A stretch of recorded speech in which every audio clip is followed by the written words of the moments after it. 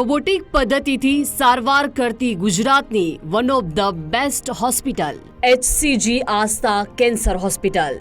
કેમ આ robotic surgery જરૂરી છે હવેના આ જમાનામાં નવી પેઢી માટે? કેન્સર માટેના ઓપરેશનમાં કોઈ કોમ્પ્રોમાઇઝ નથી હોતું. સેમ ઓપરેશન આ રોબોટની પદ્ધતિથી કરવાથી સાયન્સના હવે બહુ બધા એવિડન્સ છે કે આ ઓપરેશન કરવાથી, રોબોટની મદદથી કરવાથી તેમાં વધારે ચીવટથી ઓપરેશન થઈ શકે છે, દર્દીની રિકવરી ઘણી બધી સારી થાય છે. અને હવે તો હું એમ પણ કહું કે અમુક કેન્સરમાં ઓપન સર્જરી કરતાં રોબોટિક સર્જરીના રિઝલ્ટ્સ ઘણા વધારે સારા છે. અને રોબોટિક સર્જરી માટે કઈ રીતે તમે પ્રિફેર કરો દર્દીઓને કે આ જે તે વ્યક્તિ છે તો એના માટે રોબોટિક સર્જરી બેસ્ટ રહેશે ઓપન સર્જરી કરતાં? જ્યારે પણ હું દર્દીની સાથે છેલ્લા 10 વર્ષથી એઝ આઈ સેડ કે હું આ ઓપરેશન રોબોટની મદદથી કરું છું, તો હું પણ હવે કન્વિન્સ છું કે મારા દર્દીની રિકવરી ઘણી બધી વધારે સારી રીતે થાય છે. જેથી કરીને અમારા કન્સલ્ટેશનમાં હું દર્દીને અને એના ફેમિલીને ડિટેલમાં સમજાવું છું કે રોબોટ એટલે શું. એક બહુ જ ક્લિયર કટ છે કે રોબોટિક સર્જરીનો actual wording robotic assisted surgery, એટલે કે રોબોટ પોતાની જાતે એક પણ એક્શન નથી લેતું. Actions are initiated by us, પણ રોબોટની મદદથી અમે આ ઓપરેશન કરીએ છીએ.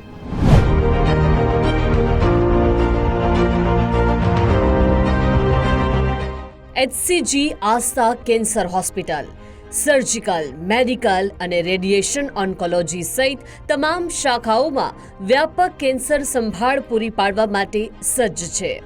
217 બેડની સુવિધા સાથે વિસ્તૃત ઓન્કોલોજી સેવાઓ, ન્યુક્લિયર મેડિસિન, પેડિયાટ્રિક, હેમેટો ઓન્કોલોજી અને એડવાન્સ્ડ ડાયગ્નોસ્ટિક સપોર્ટ જેવી વધારાની સેવાઓ પણ સુવિધામાં ઉપલબ્ધ છે. 23 સર્જિકલ આઈસીયુ પથારી, 10 મેડિકલ આઈસીયુ પથારી, 23 ડે કેર પથારી, 16 પ્રી અને પોસ્ટ ઓપરેટિવ પથારી અને 6 બોન મેરો ટ્રાન્સપ્લાન્ટ યુનિટનો સમાવેશ થાય છે. વાર્ષિક 55,000થી વધુ વિદેશીઓ અને 7,000થી વધુ સ્થાનિક દર્દીઓને આ હોસ્પિટલમાં સારવાર પૂરી પાડવા માટે હોસ્પિટલ સજ્જ છે અને સુવિધા સભર છે. હોસ્પિટલ ટીમમાં 100થી વધુ સ્થાનિક અને બહુમુખી પ્રતિભાશાળી ડોક્ટરોની ટીમ પ્રાથમિકથી લઈ અંતિમ તબક્કા સુધી સારવાર પૂરી પાડે છે. ગુજરાતની એક એવી હોસ્પિટલ કે જ્યાં કેન્સરની સારવાર થાય છે આધુનિક રોબોટિક સર્જરીની પદ્ધતિથી. HCG આસ્થા કેન્સર હોસ્પિટલ તરીકે HCG આસ્થાએ ઘણી જ અજાયબી ટેકનોલોજીઓ રજૂ કરી છે અને ગુજરાત અને તેની આસપાસના કેન્સરના દર્દીઓને તેમની લાયકાત સારવાર મેળવવામાં મદદ કરી છે. સર્જિકલ ઓન્કોલોજી વિભાગમાં અત્યાધુનિક ડા વિન્સી શી રોબોટિક સર્જરી સિસ્ટમ છે, જે સર્જનોને વધુ ચોકસાઈ સાથે કેન્સર સર્જરી કરવાની મંજૂરી આપે છે. આ રોબોટિક સર્જરી સિસ્ટમમાં સામાન્ય સર્જરી કરતાં વધારે સચોટ પરિણામો મળે છે, તો સાથે સાથે રોબોટિક સર્જરી સિસ્ટમથી વધારે ચોકસાઈથી કામ થાય છે અને વધતી જતી આ ટેકનોલોજીમાં હવે આધુનિક જમાનામાં લોકોને જલ્દી અને સચોટ પરિણામ રોબોટિક સર્જરી સિસ્ટમથી મળે છે. કેન્સરની સારવાર આધુનિક રોબોટિક સર્જરીથી આખરે કેવી રીતે થાય છે તે જાણવાનો પ્રયાસ પણ હોસ્પિટલના ચીફ અને GI robotic oncologist doctor Jagdish Kothari પાસેથી કર્યો છે.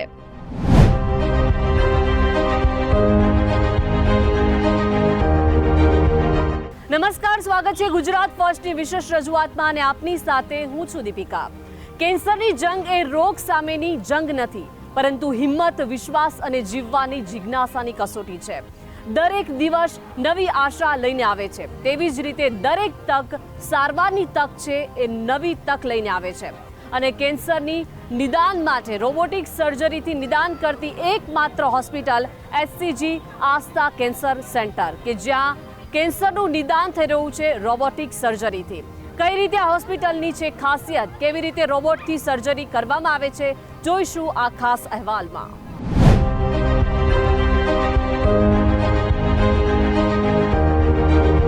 ગુજરાત ફર્સ્ટની ટીમ આજે આવી પહોંચી છે HCG આસ્થા કેન્સર હોસ્પિટલમાં, જ્યાં કેન્સરની સારવાર કરવામાં આવી રહી છે અને એક એવું ગુજરાતનું આ હોસ્પિટલ છે કે જ્યાં રોબોટિક સર્જરીથી કેન્સરનું નિદાન થઈ રહ્યું છે. હવે one of the best most experience person આપણી સાથે જોડાઈ ગયા છે, જેવો ડૉક્ટર જગદીશ કોઠારી છે, જેઓ GI HPB અને રોબોટિક સર્જરીના ઓન્કોલોજિસ્ટ છે. જગદીશભાઈ, ખૂબ ખૂબ સ્વાગત છે આપનું ગુજરાત ફર્સ્ટ. દીપિકાબેન, આજે ગુજરાત ફર્સ્ટમાં દર્શકોની સામે ઉપસ્થિત થવા માટેનો મને એક આનંદ છે. જી બિલકુલ સર, આપની પાસેથી એ જાણવું છે કે SGG આસ્થા કેન્સર હોસ્પિટલ છે, જ્યાં રોબોટિક સર્જરી કેન્સરની કરવામાં આવી રહી છે, તો કેમ આ રોબોટિક સર્જરી જરૂરી છે હવેના આ જમાનામાં, નવી પેઢી માટે, નવી સ્માર્ટ ટેકનોલોજી માટે?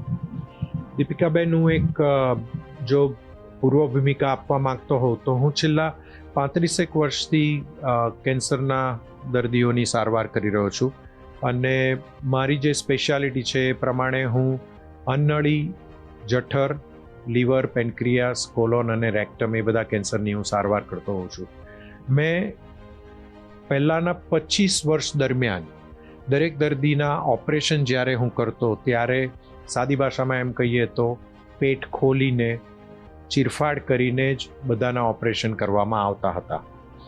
જેમ સાયન્સનો પ્રોગ્રેસ થતો ગયો અને ટેકનોલોજીનો પ્રોગ્રેસ થતો ગયો, તેમ the wordings which are used is minimally invasive surgeries. What does that mean? કે પહેલાના જમાનામાં લેપ્રોસ્કોપી સર્જરી થતી હતી અને મેઇનલી એ નોન કેન્સરસ પ્રોબ્લેમ માટે થાય. તો ગોલ બ્લેડર કેન્સર કે એપેન્ડિક્સના ઓપરેશનો કે હર્નિયાના ઓપરેશન કરવાના હોય તો આ થાય. પછી જેમ જેમ વધારે ને વધારે ટેકનોલોજીમાં પ્રોગ્રેસ થતો ગયો તેમ રોબોટિક સર્જરીની શરૂઆત થઈ. દુનિયાભરમાં દા વિન્ચી પ્લેટફોર્મ પર ફર્સ્ટ રોબોટિક સર્જરી થઈ છે 1995માં અને ત્યારથી તેમાં ઉત્તરોત્તર ઘણો બધો પ્રોગ્રેસ થયો છે. જેથી કરીને આજથી લગભગ 10 વર્ષ પહેલાં મને એમ થયું કે આપણા દર્દીઓને પણ આ રોબોટિક સર્જરીનો લાભ આપવો જોઈએ અને હવે ચીરફાડ કરીને ઓપરેશનો કરવાને બદલે આપણે મિનિમલી ઇન્વેઝિવ સર્જરી કે જેમાં જરાક પણ ચીરફાડ થતી નથી અને ઓપરેશન સેમ ઓપરેશન, કેન્સર માટેના ઓપરેશનમાં કોઈ કોમ્પ્રોમાઇઝ નથી હોતું. સેમ ઓપરેશન આ રોબોટની પદ્ધતિથી કરવાથી સાયન્સના હવે બહુ બધા એવિડન્સ છે કે આ ઓપરેશન કરવાથી, રોબોટની મદદથી કરવાથી તેમાં વધારે ચીવટથી ઓપરેશન થઈ શકે છે, દર્દીની રિકવરી ઘણી બધી સારી થાય છે અને હવે તો હું એમ પણ કહું કે અમુક કેન્સરમાં ઓપન સર્જરી કરતાં રોબોટિક સર્જરીના રિઝલ્ટ્સ ઘણા વધારે સારા છે. હું ફરીથી આને રિપીટ કરવા માંગુ છું કે અમુક કેન્સરમાં ઓપન સર્જરી કરતાં પણ રોબોટિક સર્જરીના રિઝલ્ટ્સ વધારે સારા છે. સર, એ સમજવું છે કે લોકોને, દર્દીને જે શરૂઆતીમાં કેન્સર થાય છે, કઈ રીતે ખબર પડે, કયા કયા એવા ભાગ છે કે જેનાથી આપણે શરૂઆતી સાઇન મળે? સો હું પેટના કેન્સર માટેની વાત કરું તો સાવ સાદા સિમ્ટમ્સ જે હોય કે એસિડિટીની ફરિયાદ કરતા હોય તો આ એક કોમન સિમ્ટમ છે. એ સિવાય પેટમાં ચૂંક આવવી, કમળો થવો અથવા ઝાડા અથવા કોન્સ્ટિપેશન થવું, આ બધા પણ સામાન્ય સિમ્ટમ્સ છે.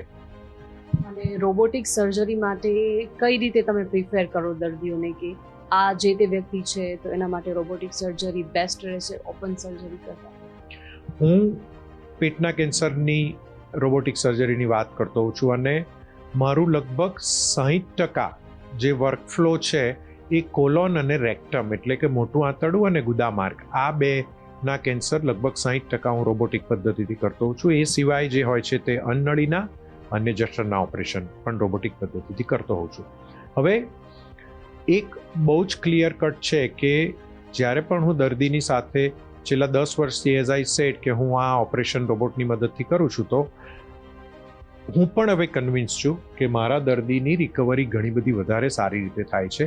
જેથી કરીને અમારા કન્સલ્ટેશનમાં હું દર્દીને અને એના ફેમિલીને ડિટેલમાં સમજાવું છું કે રોબોટ એટલે શું.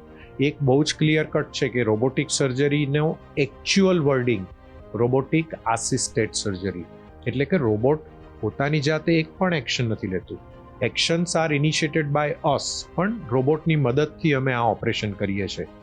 એટલે એવી રીતની પદ્ધતિથી આ ઓપરેશન કરીએ અને કેન્સરનું દરેક જે પ્રમાણેનું ઓપરેશન કરવાનું હોય, જે રેડિકલ સર્જરીઝની વાત કરતા હોઈએ તો એ બધા જ પ્રકારના રેડિકલ ઓપરેશન્સ મેં જે જણાવ્યા તે બધા અંગો માટે થઈ શકતા હોય છે. અને રિકવરીમાં હું અગેન એક એક્ઝામ્પલ આપું તો પહેલાં હું ઓપન સર્જરી કરતો હતો ત્યારે દર્દીને હું મારા પેટના અન્નળી, હોજરી કે મોટા આંતરડાના ઓપરેશન કર્યા પછી 3 દિવસ સુધી હું તે દર્દીને મોઢેથી પાણી પણ પીવાની છૂટ નહોતો આપતો.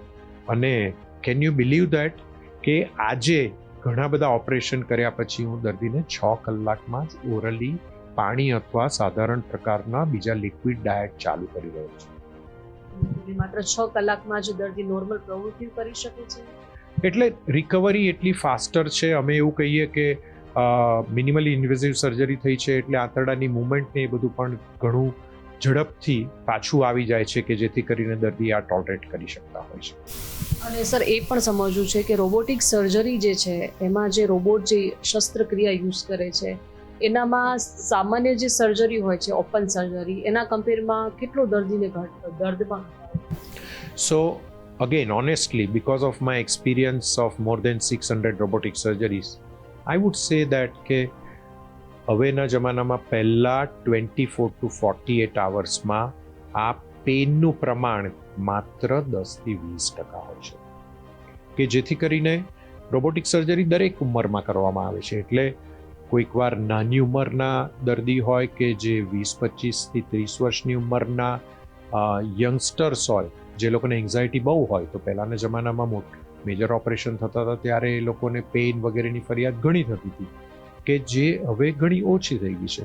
While if I take it કે બીજા સ્પેક્ટ્રમ પર આપણે વાત કરીએ તો હવે અમે લોકો બહુ જ રેગ્યુલરલી દર્દીની ઉંમર 75, 80, 85 વર્ષની હોય ત્યારે પણ આ ઓપરેશન કરતા હોઈએ છીએ. તો પહેલાંના જમાનામાં ઓપન સર્જરી કરતા ત્યારે મોટા ચીરાને લીધે ઓપરેશન કર્યા પછી તેવા દર્દીઓને શ્વાસોશ્વાસમાં પણ તકલીફ થતી હતી કારણ કે દુખાવાને લીધે એ લોકો બહુ જ શેલો બ્રીધિંગ કરે અને એવા દર્દીને પોસ્ટ ઓપરેટિવ લંગ્સના પ્રોબ્લેમ થતા હતા કે જેને ન્યુમોનિયા કહેવાય.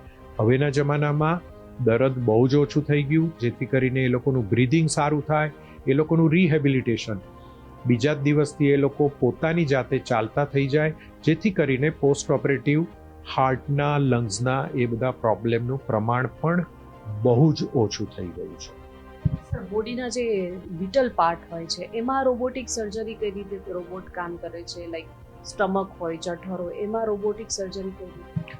સો મેં આમ આગળ જણાવ્યું તે પ્રમાણે કે મારે જ્યારે જઠરનું ઓપરેશન કરવાનું હોય, સ્ટમકનું ઓપરેશન, ત્યારે અમે ડિપેન્ડિંગ અપોન એ કેન્સર મારે સ્ટમકનો 10% પોર્શન કાઢવો છે કે 100% પોર્શન કાઢવો છે તો અમે એ બધો જ પોર્શન કાઢી એની આજુબાજુની ગાંઠો જેને અમારી ભાષામાં લિમ્ફ નોડ કહેવાય એ બધું કાઢી અને પછી અમે નવી જઠર નાના આંતરડામાંથી બનાવતા હોય છે. અને આ બધું જ હવે રોબોટની મદદથી, કારણ કે મેં જણાવ્યું તેમ છેલ્લા 30 વર્ષથી દુનિયાભરમાં રોબોટની શરૂઆત થઈ અને ઉત્તરોત્તર એમાં પણ સાધનો ઘણા બધા આગવા મળવા માંડ્યા છે અને તેને લીધે થઈને કોઈ પણ જટિલ કામ પેટની અંદર જ અમારે કરવાનું હોય કે ફોર એક્ઝામ્પલ જેને અમે સ્ટેપલિંગ કહીએ, આંતરડાને જોડવાનું કામ કરવાનું હોય તો જેના માટે હવે પહેલાંના જમાનાની જેમ અમે લોકો દોરાથી ટાંકા નથી લેતા હોતા. નાઉ ઇટ ઇઝ ડન બાય સ્ટેપલર્સ. એટલે એ સ્ટેપલર્સની મદદથી અમે લોકો એને સીવતા હોઈએ છીએ એવું કહેવાય, અથવા તો એનાસ્ટોમોસિસ કરતા હોઈએ છીએ.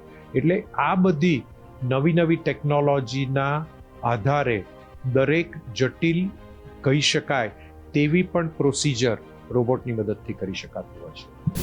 જ્યારે તમે ઓપરેશન કરો છો રોબોટિક સર્જરીથી સર, તો ચોક્કસ પરિણામ મેળવવા માટે કેટલી ચોકસાઈ રાખવી પડે છે? Honestly speaking, as I said before કે 25 વર્ષ સુધી તો મેં ઓપન સર્જરીઝ કરી હતી અને હવે હું રોબોટિક સર્જરી છેલ્લા 10 વર્ષથી કરું છું. તો મિનિમલી ઇન્વેઝિવ સર્જરી અમારી પાસે કી હોલ સર્જરી કહેવાય. એટલે એટલો ઓછો એરિયા અમે જોતા હોઈએ, એટલે પ્રિસિઝન મારે પેટ ખોલ્યું હોય તો મેં આટલું ખોલ્યું હોય અને અત્યારે હું જોઈ રહ્યો છું તો એ આટલા કાણામાંથી જોવાનું, કી હોલ સર્જરી કરવાની. એટલે મારે મારા મગજમાં દર્દીની એનેટોમી વિશે કમ્પ્લીટ આઈડિયા રાખવો પડે. એટલે precision, it is lot of asking from us as a surgeon. અમારે ખૂબ જ ધ્યાન રાખવું પડે અને દરેક એનેટોમી જેને કહીએ એ એનેટોમીની ચોકસાઈ રાખી અને ઓપરેશનના દરેક સ્ટેપમાં ધીરે ધીરે આગળ વધવાનું હોય છે. સર, દર્દીને જ્યારે કેન્સર હોય, ઓપરેશન થાય તો ઓપન સર્જરીમાં દર્દી કેટલા સમયમાં રિકવરી આવી જાય છે કે નોર્મલ પ્રવૃત્તિ કરવા લાગે છે, અને રોબોટિક સર્જરી? આ બધી જે વાત કરીએ છે, અને ઇફ સમબડી આસ્ક મી કે હું કેમ રોબોટિક સર્જરી કરું છું, તો એનું મારું એક બહુ સિમ્પલ જ જવાબ છે કે the way my patients recover, મારા દર્દીઓની રિકવરી એટલી બધી સરસ થાય છે કે મને એમ થાય કે મારે મારા દર્દીઓને વધારે ને વધારે આપવું છે. Now coming back to your question કે ઓપન વર્સિસ રોબોટિક સર્જરીમાં રિકવરીનો પીરિયડ કેટલો હોય છે, તો ઓપન સર્જરી જ્યારે મેજર કરતા હોઈએ ત્યારે 3 થી 4 અઠવાડિયા જેટલો રિકવરીનો પીરિયડ હોય છે. જ્યારે ઓનેસ્ટલી સ્પીકિંગ, મારા અમુક દર્દીઓ રોબોટિક સર્જરી કર્યા પછી 1 વીકમાં પાર્શિયલ કામ એ લોકોએ ચાલુ કરી દીધું, ઓફિસ જવાનું. મારા 2-4 ડૉક્ટર દર્દીઓ છે, તો એવું કહેવાય કે એ લોકો 1 વીક પછી પોતાની ઓપીડીમાં જઈ અને 2 કલાક માટે કન્સલ્ટેશન ચાલુ કરી દીધું હોય, એવા બધા મારી પાસે દાખલા છે. સર, તમે વન ઓફ ધ મોસ્ટ બોલો કે એક્સપિરિયન્સ સર્જન બોલો, ચેલેન્જિંગ કોઈ કિસ્સો એવો સર્જરીમાં આવ્યો છે? દીપિકાબેન, બહુ જ ઇન્ટરેસ્ટિંગ વાત મારે આમાં કહેવી છે. 32 વર્ષની એક જેને હું છોકરી કહું, વન ગર્લ 32 યર્સ, ઓસ્ટ્રેલિયામાં એને મોઢામાંથી ઝાડાની ઉલટી થતી. એનું કારણ એ હતું કે એને મોટા આંતરડાનું કેન્સર હતું, અને મોટા આંતરડાનું કેન્સરને સ્ટમકની સાથે કનેક્શન થઈ ગયું હતું.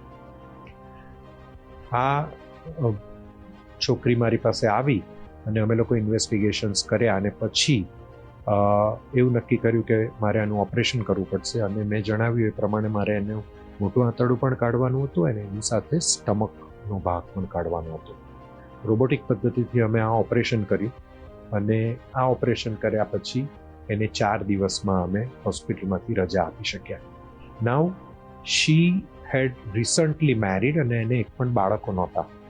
હવે એનું જે પ્રમાણેનું કેન્સર હતું એ પ્રમાણે મારે એને 4 વીક પૂરા થાય એટલે કિમોથેરાપી આપવાની ફરજિયાત હતી. હવે જો અને હું કિમોથેરાપી ચાલુ કરી દઉં, અને અમુક વખતે કિમોથેરાપીની સાઇડ ઇફેક્ટથી એવું બને કે એની ઓવરી ફંક્શન ના કરે અને ભવિષ્યમાં એ બાળકને જન્મ ના આપી શકે એવી પોસિબિલિટી છે. તો એવા સંજોગોમાં અમે એવું કર્યું કે 4 દિવસ પછી હોસ્પિટલમાંથી રજા આપ્યા, ને બીજા 3 દિવસ પછી અમે એને ઇનફર્ટિલિટીના સ્પેશિયાલિસ્ટ પાસે મોકલ્યા. આ સેટ ટેકનિકલ વાત કરી રહ્યો છું. અને એ ડૉક્ટર સાહેબે એની ઓવરીને સ્ટિમ્યુલેટ કરી, ઇન્ફર્ટિલિટીમાં જે કરે ઇન્જેક્શન આપી અને ઓવરીને સ્ટિમ્યુલેટ કરી, અને એના સ્ટિમ્યુલેટ કર્યાના 12 દિવસ પછી એના જેટલા ઓવમ બન્યા હતા એ બધાને રિટ્રીવ કરી લીધા. એટલે લગભગ 21 દિવસનો આ ગાળો પૂરો થયો, અને મારે જે 28મા દિવસે એની કિમોથેરાપી ચાલુ કરવાની હતી, 28મા દિવસે એની કિમોથેરાપી ચાલુ કરી શકી. સો અમે પ્રયત્ન એ કરીએ છીએ કે we just don't do only surgery, we try and treat patient as a whole. એની શું જરૂરિયાતો છે અને એના માટે આપણે શું બેસ્ટ કરી શકીએ. અને વન્સ અગેન આ એક્ઝામ્પલ છે કે રોબોટિક સર્જરીની આટલી ઝડપી રિકવરી થવાથી આપણે આવા બધા ગોલ પણ એચીવ કરી શકતા હોઈએ છીએ. સર, અત્યારે એઆઈના જમાનામાં રોબોટિક સર્જરી કેન્સર માટે ખૂબ જ યોગ્ય છે, મોસ્ટ ઉપયોગી છે, તો એના માટે લોકોને શું સંદેશ? હું ટેકનોલોજીમાં માનવાવાળો ડૉક્ટર છું, અને હું દરેક વ્યક્તિને કેન્સરની બહાર પણ આપણે વાત કરીએ તો મેડિકલ સાયન્સમાં એટલું બધું ડેવલપમેન્ટ થયું છે કે તમારે એઆઈની વાત કરીએ તો ભલે ચેટ જીપીટીની સાથે વાત કરીને તમે જાઓ અને તમારા પોતાના પ્રોબ્લેમમાં રોબોટિક સર્જરી અથવા અત્યંત આધુનિક પદ્ધતિની સારવારની શું પોસિબિલિટી છે એ બધું તમે જાણી અને તમારા ડૉક્ટર સાથે ખુલ્લા મને ચર્ચા કરો અને પછી નિર્ણય લો. કારણ કે સમય બદલાઈ ગયો છે, અને સમય બદલાયો છે એની સાથે સાથે પરિણામો પણ બહુ જ બદલાઈ ગયા છે. નવી ટેકનોલોજી, આધુનિક પદ્ધતિથી સારવાર કરવાથી ઓવરઓલ આઉટકમમાં, ક્વોલિટી ઓફ લાઈફમાં એ બધામાં ઘણો બધો ફાયદો થાય છે. તો આના વિશે ચોક્કસ જાણકારી હોવી જરૂરી છે. ખૂબ ખૂબ આભાર જગદીશ સર, ગુજરાત ફર્સ્ટ સાથે જોડાયા તે બદલ.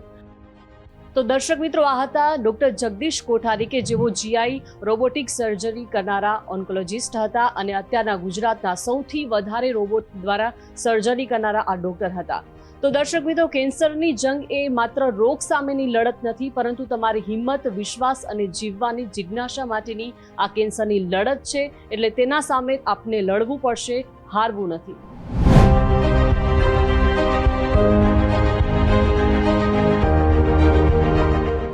HCG આસ્થા કેન્સર સેન્ટર અમદાવાદમાં એક વ્યાપક સિંગલ સ્પેશિયાલિટી કેન્સર હોસ્પિટલ છે. Surgical oncology, radiation oncology, medical oncology, hemato oncology અને bone marrow transplant, nuclear medicine, radiology અને વધુ સહિત અદ્યતન નિદાન અને સારવાર પદ્ધતિઓ સાથે HCG ગુજરાત, રાજસ્થાન, મધ્યપ્રદેશ અને મોટાભાગના રાજ્યોના કેન્સર દર્દીઓ માટે કોમ્પ્રેહેન્સિવ કેન્સર કેર માટે વન સ્ટોપ સોલ્યુશન બનવાનો પ્રયાસ કરે છે.